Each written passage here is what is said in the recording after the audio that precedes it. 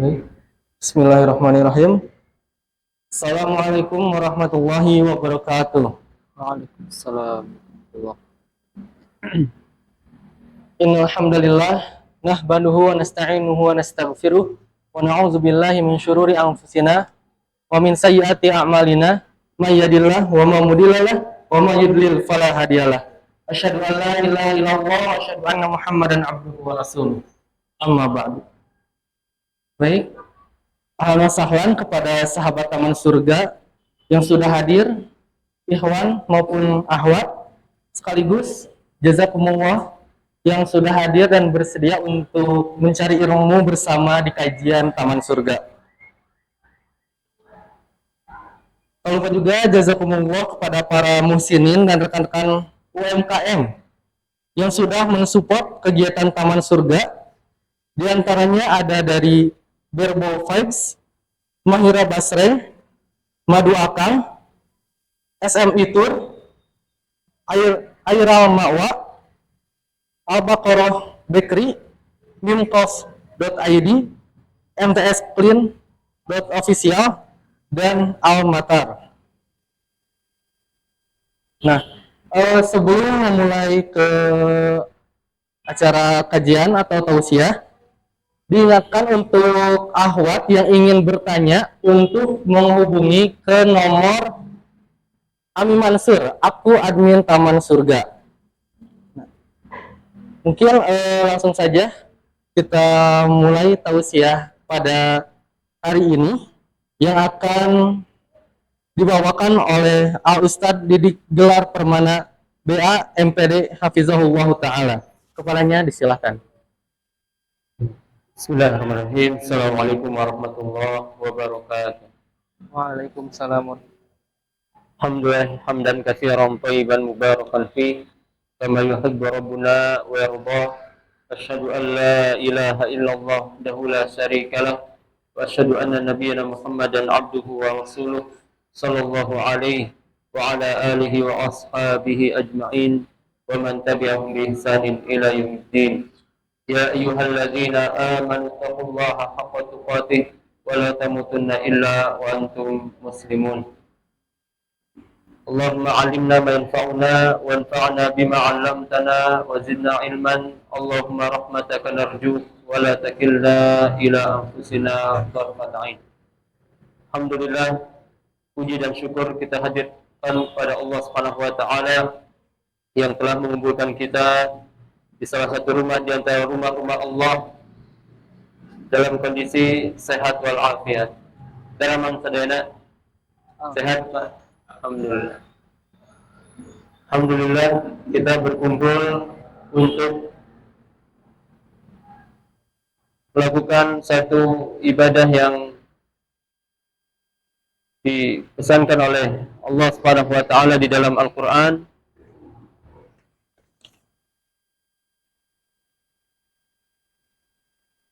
Allah Subhanahu wa taala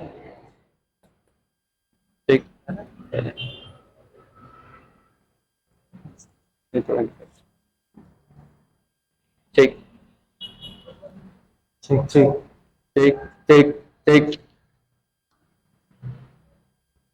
jelas suara? Jelas suaranya? Yes. Allah Subhanahu wa taala berfirman, "Falaula nafaru min kulli firqatin minhum ta'ifatun liyatafaqahu fid din." Hendaknya ada di antara manusia yang dulu hadir di majlis ilmu dalam rangka bertafaqquh fid din. Yunziru qawmahum idza raja'u ilaihim la'allahum yahdharun. Agar mereka bisa memberikan peringatan kepada kaum mereka ketika mereka kembali agar mereka bertobat. Demikian juga Nabi SAW bersabda, "Talabul ilmi fardhatun 'ala kulli muslim." Menuntut ilmu itu hukumnya wajib atas setiap muslim. Maka kita datang untuk memenuhi panggilan Allah dan Rasulnya tersebut. Dan sebagaimana yang diamanahkan oleh panitia, bahwa materi kajian kita kali ini apa, Pak? Yang boleh? Ada yang tahu? Aku bukan yang dulu lagi. Masya Allah. Masya Allah.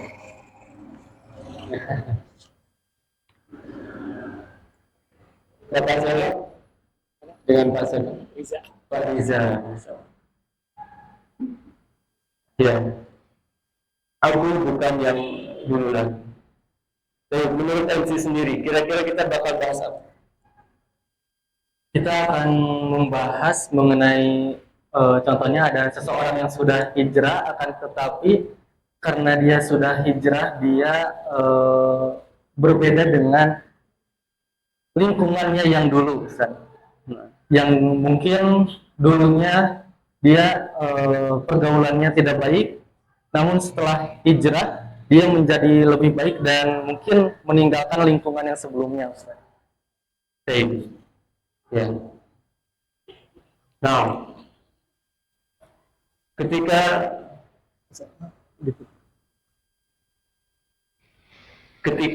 seorang hijrah itu pasti akan ada yang berubah dari dirinya. Ya, baik habit atau circle yang bergaul akan berubah. Penampilan akan berubah. Gaya bicara akan berubah. Betul. Namun terkadang perubahan ini dianggap negatif oleh sebagian keluarga. Dianggap negatif oleh sebagian teman-teman. Dan sejatinya anggapan negatif mereka kepada kita ada dua kemungkinan. Kemungkinan pertama yaitu anggapan negatif yang berlandaskan dengan tingkah laku kita. Kalau ini yang terjadi, maka sejatinya kita yang harus memperbaiki diri. Sehingga ada yang mengatakan mending dia yang dulu sebelum ngaji daripada dia sekarang. Dulu sebelum ngaji dia ramah orangnya. Dia sebelum ngaji suka bergaul sama masyarakat. Sekarang sudah ngaji eksklusif dan terlihat sangar. Maka ketika itu yang harus dirubah adalah kita. Namun kalau seandainya pandangan negatif mereka kepada kita karena ketidakpahaman mereka, seperti ketika ada orang yang ia mulai hijrah dan ia mulai menampakkan tanda-tanda kebaikan dirinya, ia ubah penampilannya, maka kalau itu yang terjadi, kita lah yang harus bersabar. Kita lah yang harus bersabar, karena mereka tidak paham. Ya, dan bisa jadi kedua-duanya ada. Faktor yang pertama, ketidakpahaman mereka ada. Faktor kedua, kitanya yang kurang ramah, kitanya yang kurang santun, kitanya yang menjadi bengis, menjadi kasar, ini pun mungkin.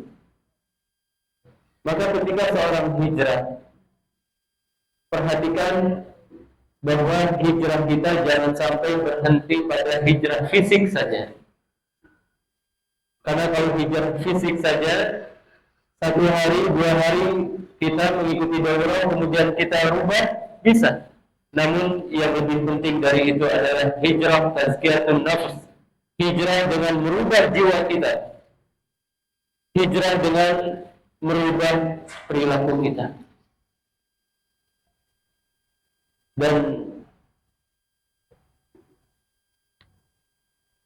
ketahuilah para jemaah sekalian bahwa usia kita ini pendek. Ya. Kira-kira usia kita berapa tahun? Mungkin para jemaah ada yang tahu. Kira-kira umat Nabi itu berapa tahun? Boleh ada yang menjawab? Silakan. 60 sampai 70. Ya, benar. Benar? Oh, benar. Benar ya? Masya Allah. Ya, benar. Ini adalah Tosca. Ya. deodoran spray. Biar masih wangi. Iya, umur kita antara 60 sampai 70 tahun saja. Kalau ya juzu dalik, jarang sekali orang yang melewati usia tersebut. Dan semua pasti akan mati. Maka jangan sampai kita dalam kondisi hijrah yang setengah-setengah kemudian Allah mencabut nyawa kita. Ya. Dan jangan sampai karena yang tadi disebutkan orang terkadang memandang kita beda, memandang kita nggak asing, akhirnya kembali lagi. Ya, ingat usia kita pendek. Ya. Siapa orang paling kuat di dunia? Siapa orang yang paling kuat di dunia? Paling kuat fisiknya, fisiknya. Nabi Muhammad, Ustaz. Nabi Muhammad. Ada jawaban lain? Silakan. Orang yang paling kuat melawan hawa nafsunya. Baik, bisa. Masya Allah. Ayo, Allah. Ya. Orang yang paling kuat adalah orang yang bisa menundukkan hawa nafsunya. Tentu yang paling terdepan adalah para nabi dan rasul. Mereka orang yang paling kuat. Ya. Nabi Musa alaihissalam. Kira-kira mana yang lebih kuat, Nabi Musa atau Fir'aun? Ya. Kalau gue kira-kira mana yang lebih kuat, Nabi Musa atau Fir'aun?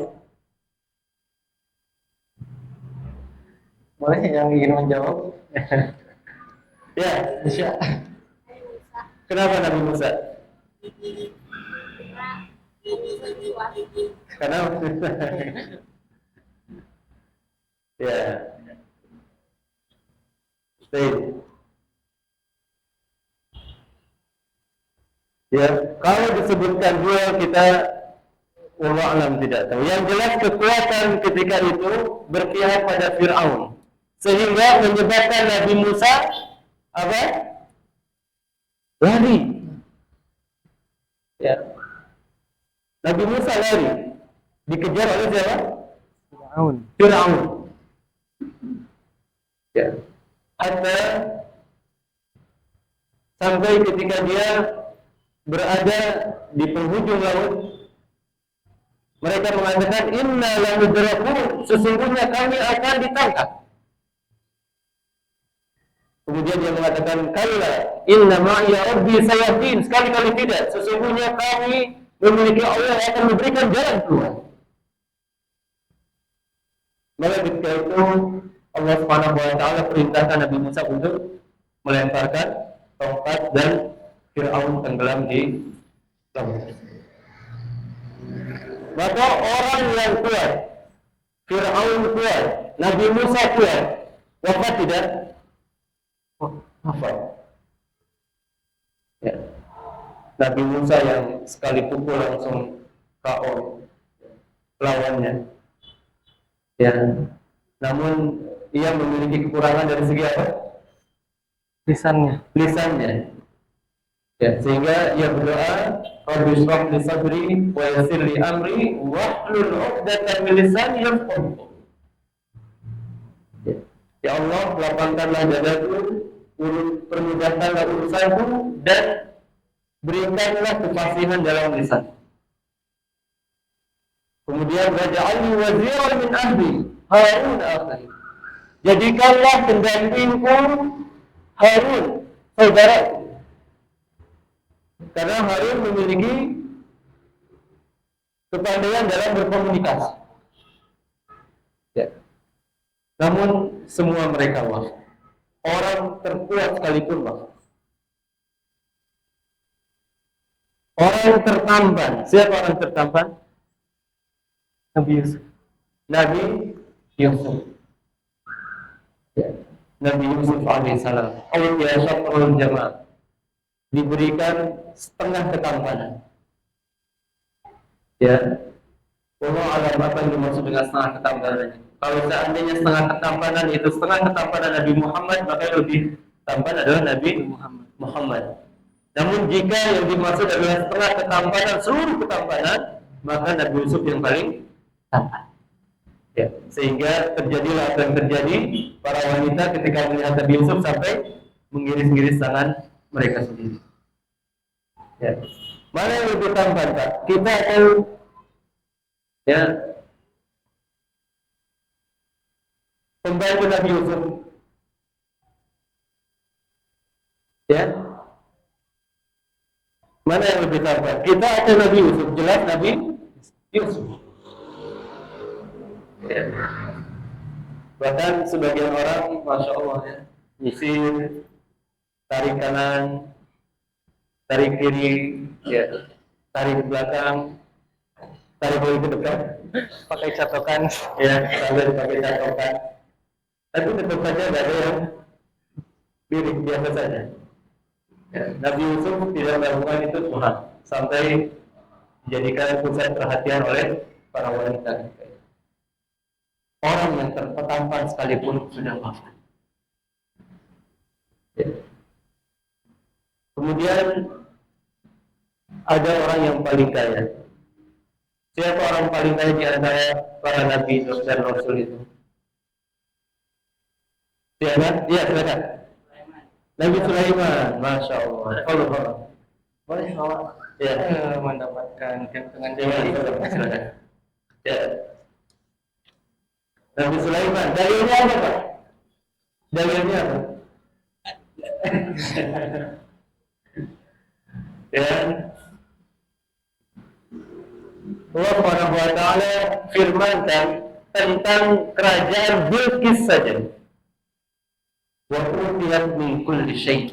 Bilqis itu diberikan segala sesuatu. Ini raja ratu Bilqis yang kerajaannya masih di bawah Sulaiman. Dikatakan dalam Al-Quran diberikan segala sesuatu. Bagaimana dengan kerajaan Sulaiman? Ya, kekayaan yang luar biasa. Ya. Bahkan Ratu Bilqis yang punya kerajaan yang luar biasa itu bisa diperintahkan oleh Nabi Sulaiman untuk dipindahkan sekejap mata oleh salah satu istri. Ya, ini kekayaan yang luar biasa, bukan hanya kekayaan harta, bahkan kekayaan kekuasaan yang lebih hebat daripada Ratu Bilqis. Ya. Ini orang kaya yang baik. Ya. Namun kekayaan yang luar biasa itu tidak menjadikan ia menjadi orang kaya tingkat tinggi. Disebutkan di dalam surah Sad, ya, ketika menceritakan tentang Nabi Sulaiman. Sebagian mengatakan ini Nabi Daud, bahwa ketika ia lupa zikir petang,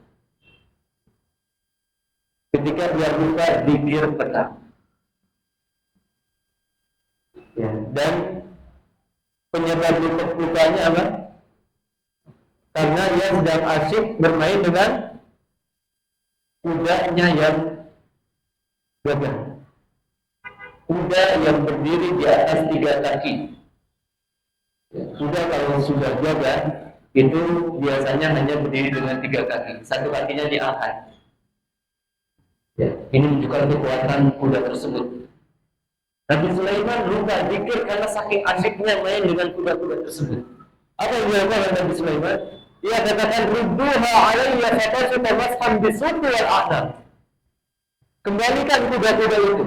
Kemudian disembelih kuda-kudanya, kemudian betisnya pun dipotong ini. Ini kalau sudah kaya tingkat tinggi. Ya. Kuda menjadi tidak ada artinya ketika melakukan dari zikir kepada Allah. Ya, kira-kira kalau Nabi Sulaiman punya air keluarga. Ya, lupa zikir, kira-kira apa yang akan dilakukan? Dijual. Ya, dijual. Ya, bisa jadi patah saja. Subhanallah. Karena memang kalau orang sudah kaya tingkat tinggi, semua harta ini menjadi rendah. Dan para ulama membagi kekayaan di antaranya Imam Ibnu Qayyim, kaya tingkat tinggi adalah kaya ketika berhubungan dengan Allah. Kemudian ada juga kaya tingkat menengah, yaitu kaya ketika beribadah kepada Allah. Dan kaya tingkat rendah adalah kaya dengan kekayaan yang ada. Itu adalah kaya tingkat rendah. Maka Nabi Sulaiman wafat atau tidak? Wafat. Wafat. Orang paling kaya sudah. Kemudian ada orang yang dia kaya juga tapi negatif. Siapa itu? Raja Namrud. Ya, Namrud. Namrud. Ada juga yang lebih terkenal, siapa? Qarun. Qarun. Ya. Qarun. Ya. Apa yang menunjukkan bahwa Qarun itu paling kaya atau kekayaannya banyak? Silakan. Ada yang mau jawab? Boleh Ahmad juga. Boleh Ahmad juga ya. Dari tadi Iwan. Oh iya. Apa yang menunjukkan bahwa Qarun ini orang yang paling kaya? Ya. Iwan, Ahmad boleh yang tahu jawabannya.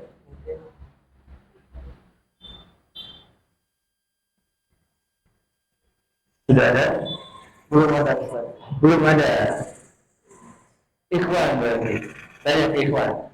Apa bukti Qarun paling kaya?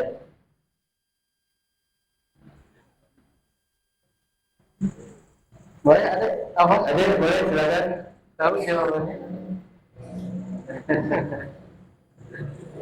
Iya.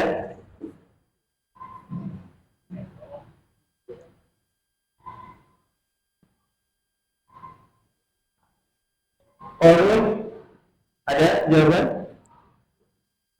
Oh, ada ini Ustaz. Iya, silakan. Ada istilah harta Qarun sampai sekarang. Iya. Nah, baru itu aja jawaban. Baru itu aja. Jadi istilah harta Qarun. Baik. Ya. Ditunggu lagi jawaban yang lainnya. Oh, ada nih Ustaz. Iya. Kunci gudang hartanya dibawa oleh unta. Iya, kunci gudang hartanya dibawa oleh beberapa orang. Bayangkan kunci gudang harta dibawa oleh beberapa orang. Bagaimana dengan hartanya? Ya, berarti itu ya yang jawab dari. Boleh, nanti dihubungi ke. Demikian juga Fir'aun, siapa yang main jawab? Ya, Ada yang jawab? ada yang tadi. Oh, yang tadi ya. Ya, nanti mungkin disampaikan. Demikian juga yang menunjukkan akan kekayaan harta Qarun. Qarun pernah buat pawai harta. Ya, mungkin di zaman sekarang kita tidak pernah melihat ya ada orang bikin pawai harta, Bang. Ya. Ini orang bikin pawai harta. Dia keluarkan semua kekayaan kita. Qarun mati tidak? Mati. Ya. Maka kekayaan tidak bisa mengekalkan kita. Ketampanan tidak bisa mengekalkan kita. Kekuatan tidak bisa mengekalkan kita. Bagaimana dengan tempat tinggal? Ya, adakah tempat tinggal yang bisa menjadikan kita kekal? Jawabannya ada? Tidak ada. Tidak ada. Tidak ada. Ya, sampai kalau seandainya ada orang yang membuat rumah tertutup full, kayak telur, tertutup. Ya. Ia yakini bahwasanya malaikat pencabut nyawa tidak akan bisa masuk. Kira-kira mati tidak dia di sana? Mati. Kenapa mati? Ya, sudah ajalnya. Tadi kalau tertutup kayak telur berarti ya, nggak ada ventilasi. Ya, nggak ada ventilasi gimana dia? Ya. Kemudian juga Allah Subhanahu wa taala firmankan, wa in kuntum fi burujin musyayyadah, walaupun kalian berada di benteng yang sangat kokoh. Yudrikumul maut, tetap kematian itu akan sampai kepada kalian. Maka jangan sampai kita menjadi orang yang seperti dulu lagi. Jangan sampai kita menjadi orang yang seperti dulu lagi. Ya. Karena kita tidak tahu kapan ajal akan tiba. Ya, kita lihat sebagian ikhwan kita sudah terlihat tanda-tanda kesolehan, kemudian balik lagi. Kita lihat juga sebagian artis yang dulunya joget-joget, kemudian sudah ikut ngaji, balik lagi. Tapi mudah-mudahan Allah Subhanahu wa taala memberikan hidayah kepada beliau. Ya, karena sungguh kita tidak tahu, Pak. Ya. Siapa yang lebih baik antara kita dengan beliau?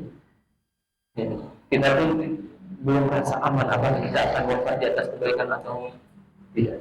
Oleh karenanya, Anda akan ulas sedikit ya beberapa poin yang menjadikan kita lebih teguh, lebih tegar setelah kita berhijrah. Yang pertama, dan ini nasihat disampaikan oleh Imam Ibnu Qayyim al-Jauziyah di dalam kitab Tafsiratus Syakirin, Audatus Sabirin wa Tafsiratus Syakirin. Bekalnya orang sabar dan hiasan bagi orang-orang yang bersyukur. Beliau menyebutkan setidaknya ada 20 poin agar kita bisa kuat di atas ketaatan, tidak mudah terombang-ambing oleh syahwat ataupun oleh setan. Ya, nanti kita lihat berapa poin yang akan disampaikan di waktu ini. Nanti kalau seandainya akan ada yang bertanya pun silakan ditanyakan. Yang pertama, ijlalullahi wa i'dhamuhu. Yang pertama, agungkan Allah di hati kita. Agungkan Allah di hati kita.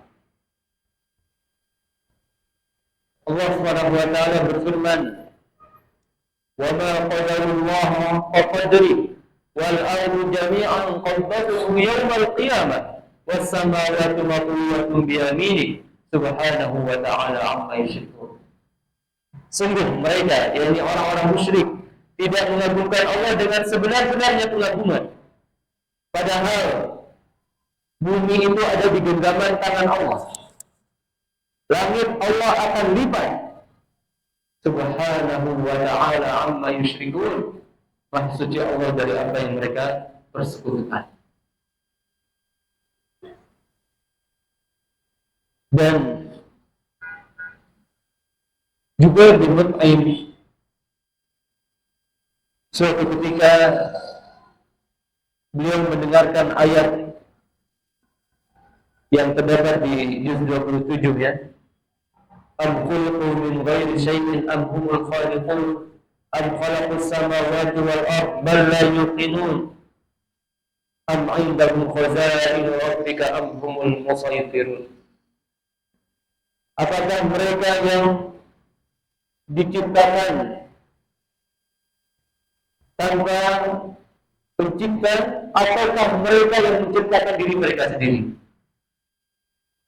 Atau apakah mereka yang menciptakan langit dan bumi, namun sejatinya mereka yang tidak yakin? Atau apakah mereka yang memiliki perbendaharaan rohnya? Am-humul musaytirun, ataukah mereka yang menguasai itu semua? Maka ketika mendengar ayat ini, Jubair bin Mut'aim mengatakan, "Kada qalbi an yaqir." Hampir saja hatiku terbang. Ya, ini awal beliau mendapatkan hidayah. Demikian juga Fudail bin Iyad ketika mendengar firman Allah Subhanahu wa taala, "Alam ya'ni lil ladzina amanu an taqsha'a qulubuhum li dzikrillahi wa ma nazala minal haqq." Belum tibakah waktunya orang-orang yang beriman untuk khusyuk berzikir kepada Allah. Maka kata beliau, sudah tiba waktunya ya Allah, sudah tiba waktunya. Ketika itu beliau meninggalkan kebiasaannya, yaitu merampok orang lain. Kenapa hal ini bisa dilakukan? Karena mereka mulai mengagungkan Allah Subhanahu wa Ta'ala. Oleh karenanya, kalau seandainya kita mau memberikan nasihat kepada orang lain, mulailah dengan keagungan Allah Subhanahu wa Ta'ala. Ya. Syekhul Razak Al-Badr Hafizahullah Ta'ala pernah bercerita, atau saya yang lainnya dilihat juga pernah cerita bahwa ada seorang yang dia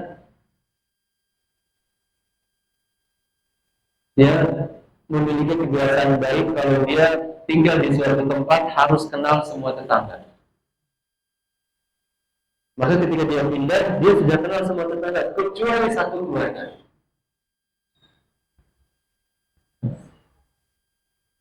Kemudian dia berusaha untuk kenalan dengan tetangga ini. Dia coba lihat di waktu zuhur, di waktu asar barangkali ke masjid, di waktu maghrib barangkali tidak. Sampai suatu ketika di malam hari jam 12 malam, dia mendengar suara dari rumah itu. Maka ia segera ketuk pintu jam 12 malam, tengah malam. Ia ketuk pintu demi untuk kenalan sama orang itu. Ternyata keluarlah orang dalam kondisi mabuk. Dan ini terjadi di Riyadh. Riyadh ini ya, kota luar biasa ya. Kota yang sangat jauh orang melakukan mabuk-mabuk. Namun lihat bagaimana sikap orang ini. Tidak langsung dilaporkan ke polisi supaya orang ini dihukum. Ya, ia katakan kepada pemabuk itu, wahai fulan, saya ingin ngobrol sama kamu. Saya tetanggamu. Ya. Dia cukup mengucapkan itu karena dia meyakini ini orang lagi mabuk, nggak mungkin bisa diajak ngobrol. Maka ditutup lagi pintu. Kemudian beberapa hari kemudian, tetangga yang baik ini meminta kepada istrinya, coba kamu datangi rumah fulan. Kemarin Anda sudah berusaha untuk masuk ke rumahnya, tapi pada rumah kondisinya sedang tidak mungkin. Coba nanti yang datang sekarang. Barangkali kalau istrinya bisa lebih bisa lebih menerima. Ya. Istrinya datang, kemudian diizinkan masuk. Awalnya istrinya tidak mengizinkan masuk. Dia katakan, siapa ini? Kata dia, saya istri fulana, tetanggamu yang baru. Namun setelah dia berusaha akhirnya diizinkan masuk.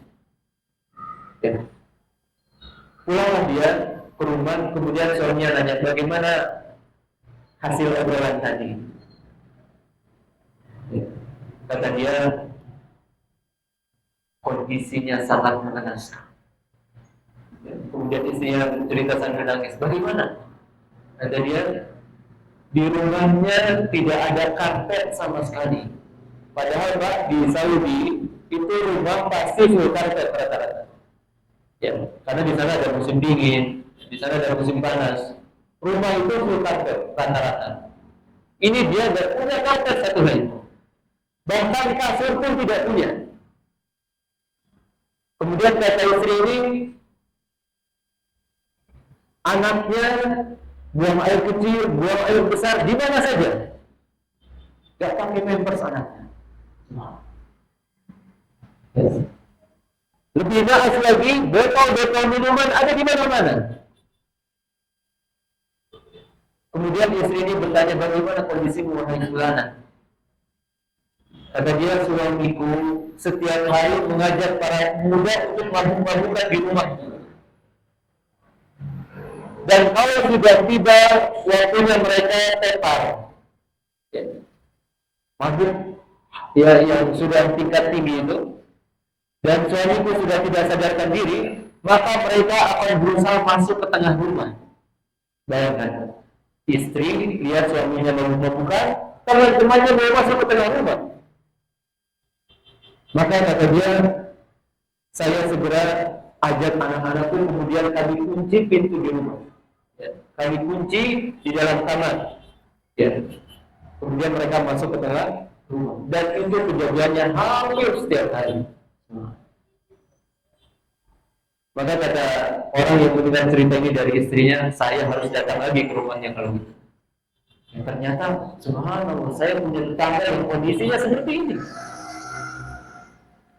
Maka dia datang lagi, kemudian ya,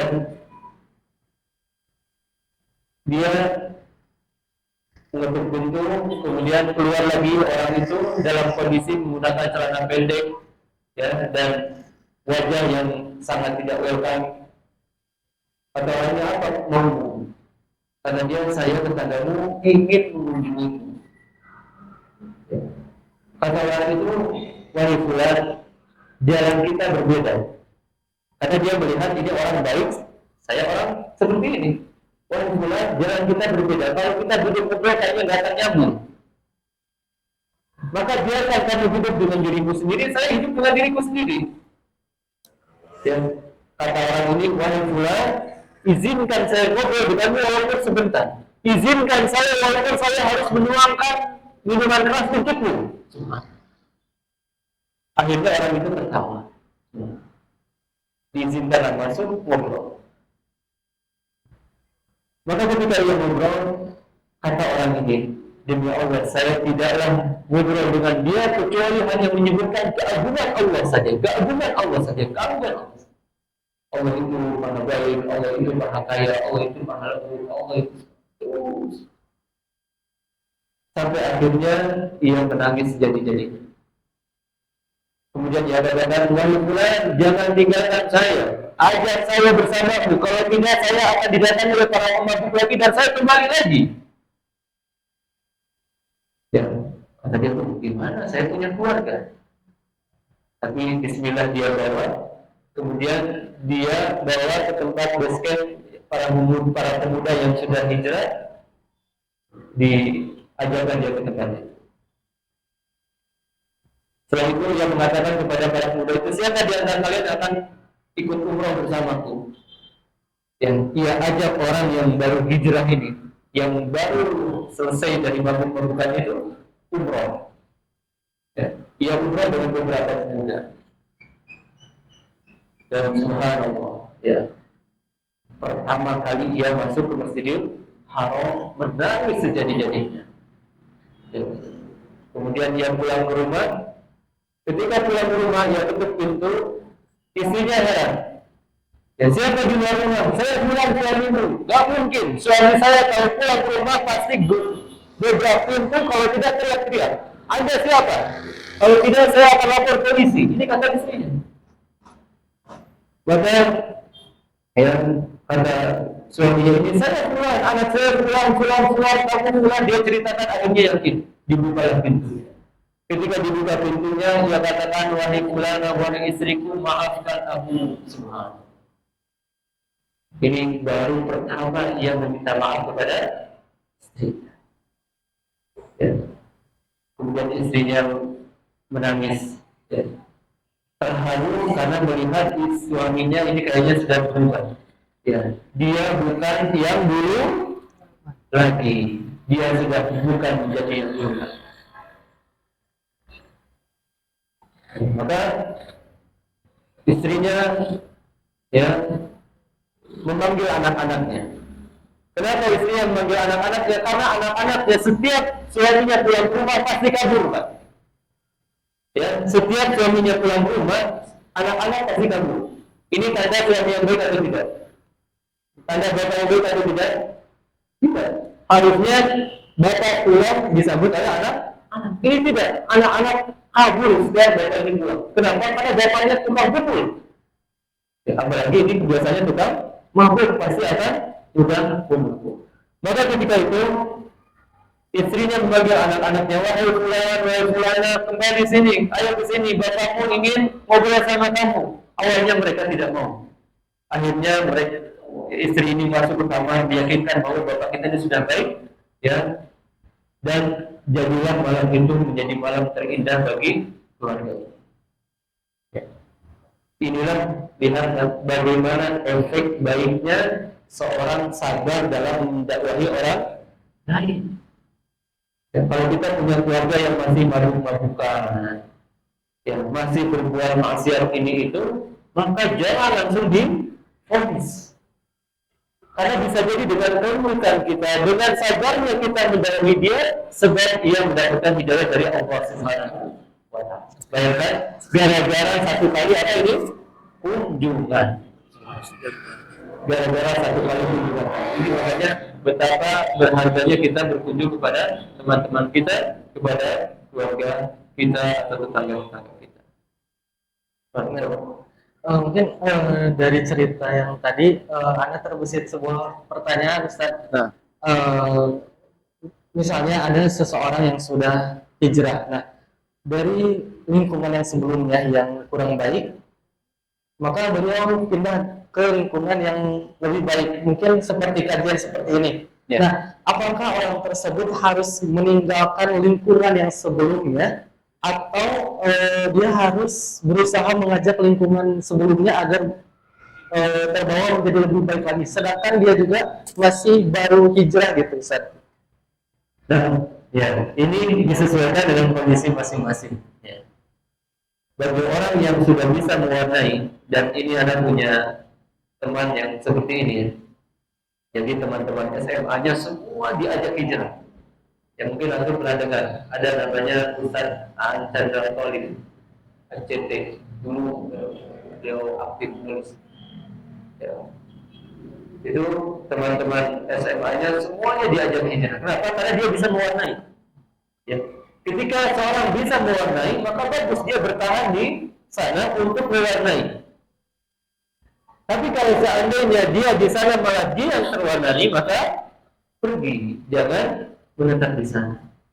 Ya, al-qulubu dha'ifah wa syubuhat kata para ulama, hati itu lemah, sementara syubhat menyambar-nyambar. Maka ini dikembalikan kepada kondisi masing-masing orang. Kalau seandainya dia bisa mewarnai, bisa memberikan pencerahan kepada teman-teman, itu lebih baik. Kata Nabi SAW, "Ar-rajulu alladhi yukhalitun nas wa yasbir ala adabihim khairun min alladhina la yukhalitun nas wa la yasbir ala adabihim."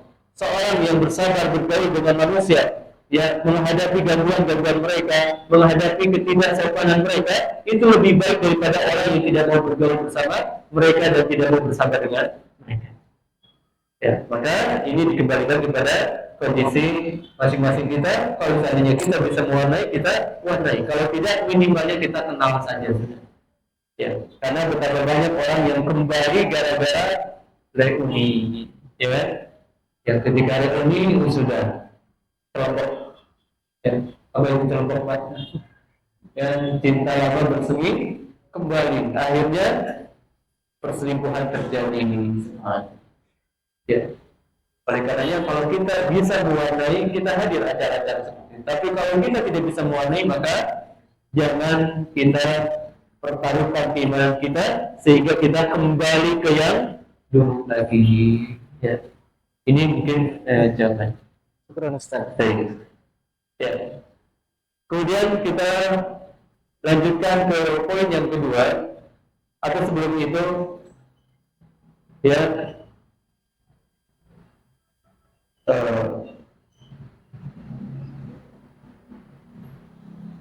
berkata Bishrun al-Harith al-Hafi, "Law tafakkara an-nas fi 'azamatillahi ta'ala lam ma'asu."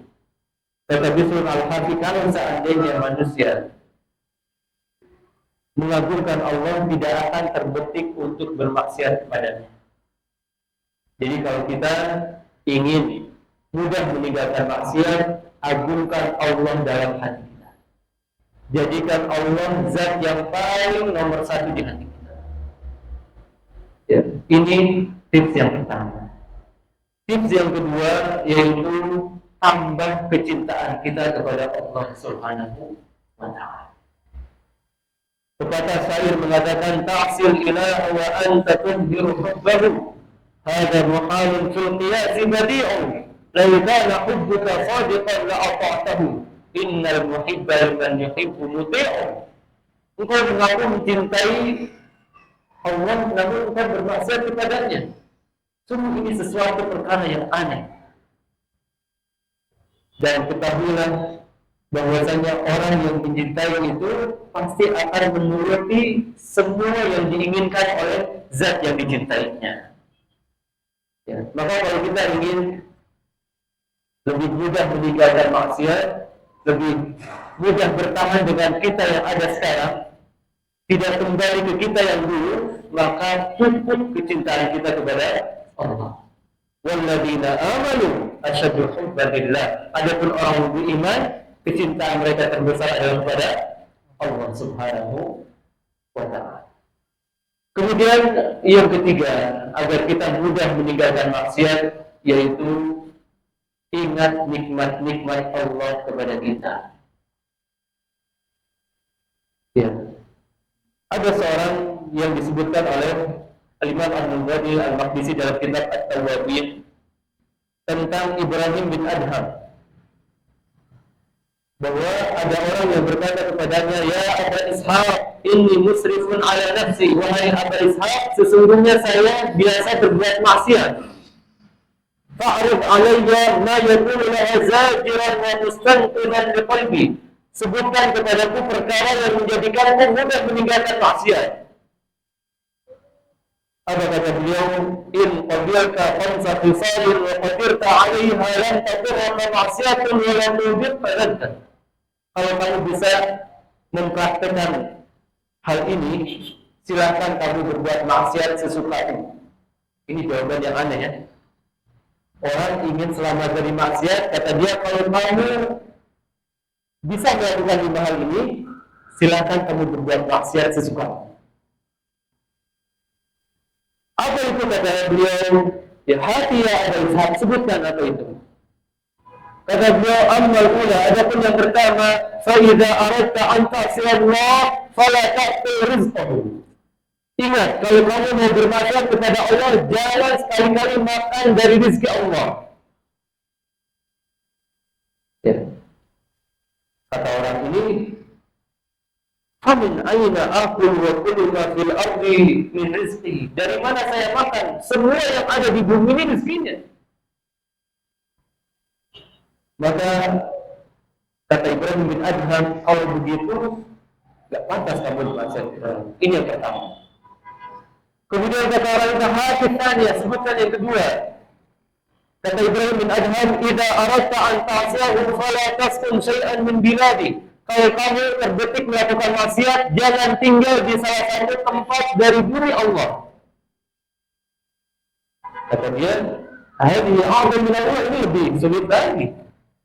Ya. Semua tempat dari timur ke barat ini semua milik Allah. Di mana lagi saya harus tinggal? Maka berkata Ibrahim bin Adham, kalau begitu tidak pantas kamu berbuat maksiat. Kata orang ini, sebutkan yang ketiga. Kata beliau, idza aradta an ta'siyah wa anta tahta rizqihi wa fi biladihi fanzur mawdi Allah yaraka fihi mubarizan lahu fa'sihi fi. Ya, coba kamu cari tempat yang kamu bisa berbuat dengan Allah. Yang karena kalau kita bermaksiat ketika menyendiri, itu sejatinya kita sedang ya, menantang Allah Subhanahu wa taala.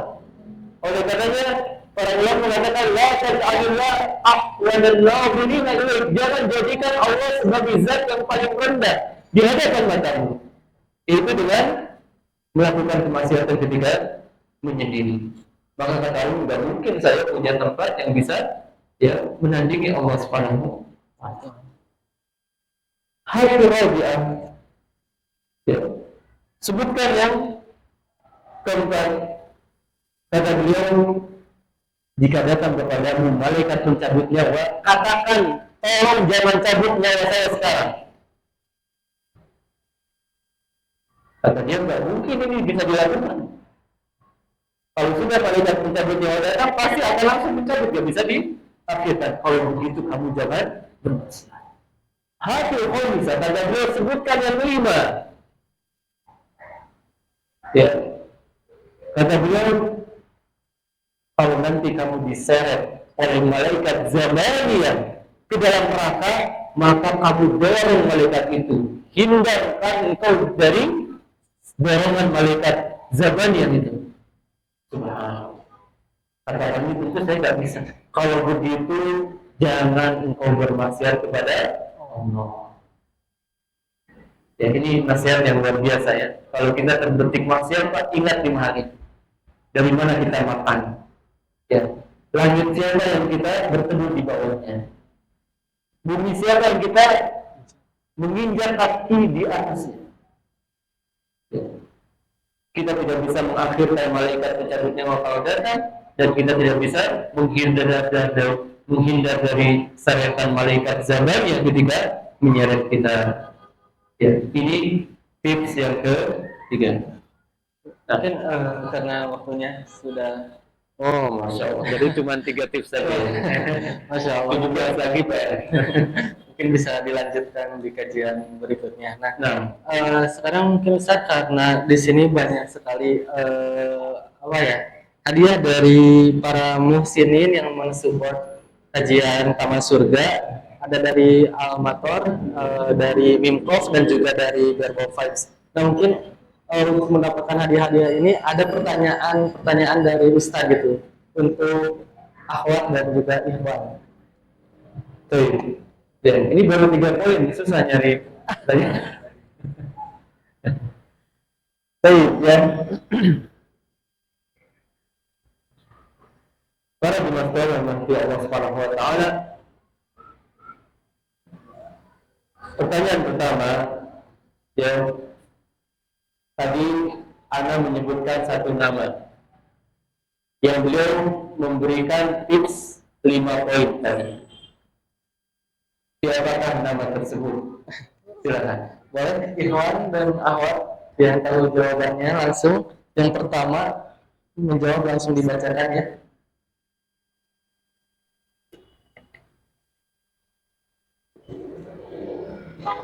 Ya, silakan yang tahu namanya, inisialnya pakai inisial aja kan? Boleh. Inisialnya I. Silakan. Siapa nama dari yang memberikan 5 ya Ustaz ya? Ya.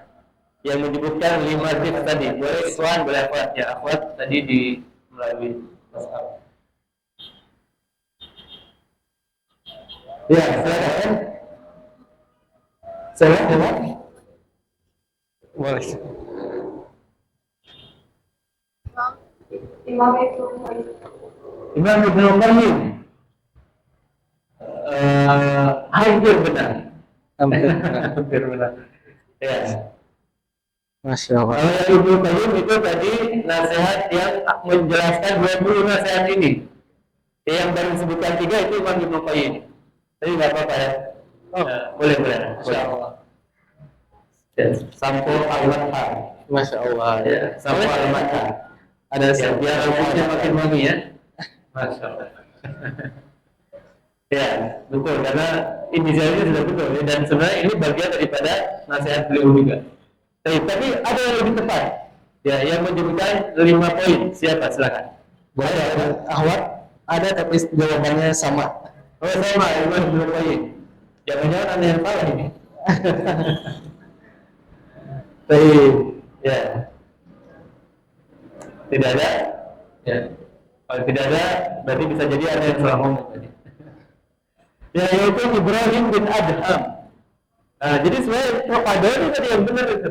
Ya, paduan yang benar Ibrahim. Tapi tidak bisa dapat hadiah. Ya. Tadi kalau ini yang jawab Ibrahim katanya. Tapi dia tim. Ya, Ibrahim bin Adham. Ya, ini yang mewasiatkan kepada kita 5 hal kalau kita hendak berbuat maksiat. Nah, sekarang dibagi 2 ya. Siapa yang bisa menyebutkan 1, 2, 3 dan siapa yang bisa menyebutkan 4, 5. Oke, silakan. Ini 2 pertanyaan sekaligus. Boleh yang bisa menjawab dari kelima tips ya Ustaz? Iya, 5 tips. 3 dulu, kemudian nanti 2. Ya. Mungkin dari ikhwan atau akhwat boleh menjawab dari 1, 2, dan 3 tips yang tadi sudah disebutkan. Ada? Ya, silakan. Boleh?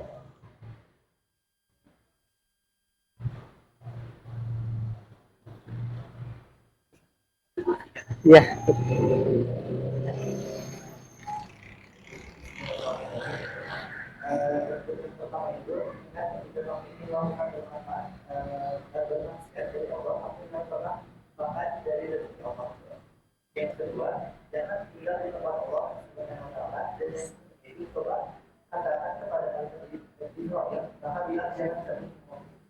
Baik. Iya, betul ya. Bisa dengan hafalan? Ya, nggak apa-apa. Ya, nggak apa-apa. Karena baru disebutkan susah kayak kalau. Masya Allah, boleh. Masya Allah, barakallahu. Boleh. Ini ada hadiahnya dari Almatar Sampo. Baik, yang bisa menyebutkan 2 poin lagi silakan. 2 poinnya dari Akhwat. Boleh? Ada? Belum. Ini ada Ustaz. Yang keempat, agungkan Allah. Yang kelima, tambah kecintaan kepada Allah. Baik, ya, benar ya. Masya Allah. Jadi, ya, ada lagi jawabannya? Sudah. Ada. Coba. Barangkali ada yang Agungkan Allah di hati kita, tambah kecintaan kepada Allah, ingat nikmat-nikmat Allah. oh, berarti sama ya. Berarti Yang dua-duanya dikasih. Oh, Dua-duanya. Masya Allah. Ini dari Ibu Neni dan juga Ibu Yuni. Nanti boleh menghubungi Umu Kiki ya, Umu Mikael. Baik. Masih ada waktu? Masih? Masih ya. Mungkin 2 pertanyaan lagi, Bapak. 1 atau? Oh, satu. Wah. Baik.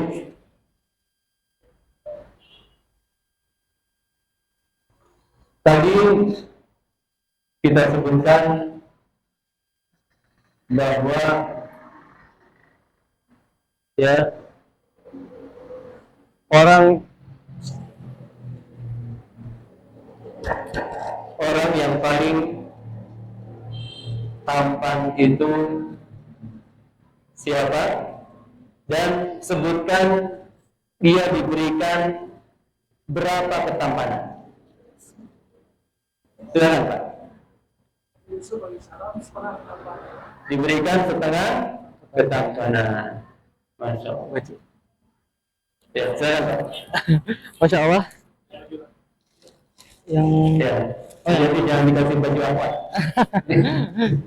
Masya Allah. Masya Allah. Barakallahu fiik. Iya.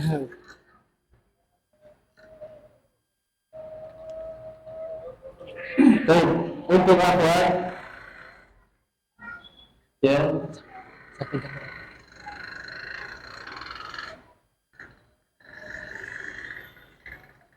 Untuk akhwat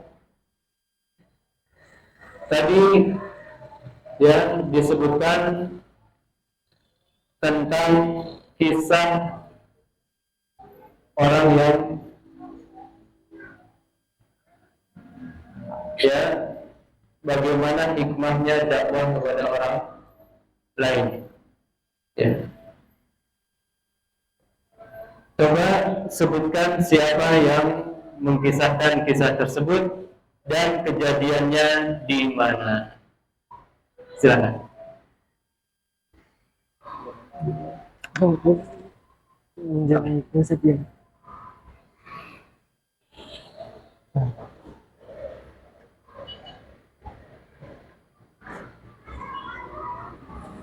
Boleh akhwatnya yang ingin menjawab? Ini sudah ada yang menjawab, Ustaz. Ya. Baru kejadiannya saja, kejadiannya di Riyadh. Kejadiannya di Riyadh. Nah, soalnya. Kalau tidak ada yang jawab, nggak apa-apa beliau. Ada barangkali yang mau melengkapi, silakan. Kuat ya. Boleh akhwat di Suaminya langsung kasih tahu. Ya. Sudah. Jadi tunggu belum ada ya? Nggak ada.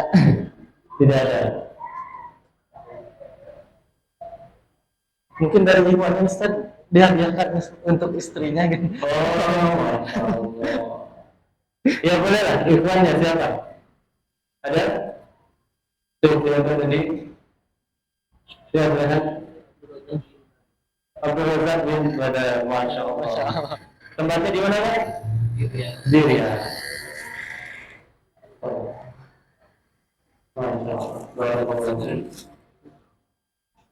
Ya. Dan alhamdulillah tiba juga di penghujung acara kita. Mudah-mudahan apa yang kita bahas kali ini bermanfaat untuk kita, ya, walaupun sedikit-sedikit ya kita bahas ya. Kalau di rancangannya 20 poin, dibahasnya 3 poin saja. Ya nggak apa-apa lah. Ya, tapi mudah-mudahan apa yang sedikit ini bermanfaat bagi kita. Mudah-mudahan Allah Subhanahu Wa Taala menjadikan kita sebagai orang yang baik di masa kini, baik di masa depan, dan tidak menjadikan kita sebagai orang yang menjadi orang yang dulu lagi, yang mana mungkin sebagian kita ada yang masa lalunya kelam, ada yang masa lalunya ya banyak kemaksiatan, maka jangan sekali-kali kita ingin kembali ke masa lalu lagi, tapi hendaknya kita terus berada di atas kebaikan ini sampai Allah Subhanahu Wa Taala mewafatkan kita. Wallahu taala. Amin Allahumma amin. Baik, alhamdulillah kajian pada sore hari ini sudah selesai. Semoga apa yang sudah disampaikan menjadi amal ibadah kita dan kita dapat mengamalkannya. Walaupun tadi baru tersampaikan 3 poin ya Ustaz. Semoga itu menjadikan kita tidak lelah untuk terus mencari ilmu Ustaz dan terus datang di kajian-kajian seperti ini. Baik, untuk menutup kajian pada sore hari ini, mari kita tutup bersama dengan membacakan doa kafaratul majlis. Subhanaka wa bihamdika asyhadu an la ilaha illa anta astaghfiruka wa atubu ilaik. Assalamualaikum warahmatullahi wabarakatuh. Waalaikumsalam.